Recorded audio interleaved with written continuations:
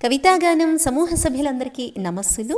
శ్రీ వీరాగుడిపల్లి గారి సారథ్యంలో కవితాగానంలో ప్రతి పౌర్ణమికి నగదు పురస్కారాలను అందిస్తున్నాము.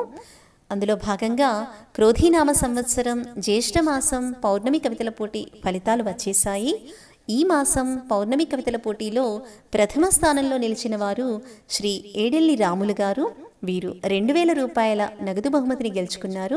అలాగే ద్వితీయ స్థానంలో నలుగురు కవివరులు ఒక్కొక్కరు 250 రూపాయల చొప్పున నగదు బహుమతిని గెలుచుకున్నారు. వీరిలో డాక్టర్ పిళ్ళా వెంకట రమణమూర్తి గారు,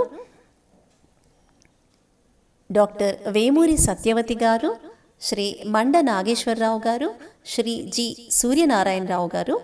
విజేతలందరికీ అభినందనలు.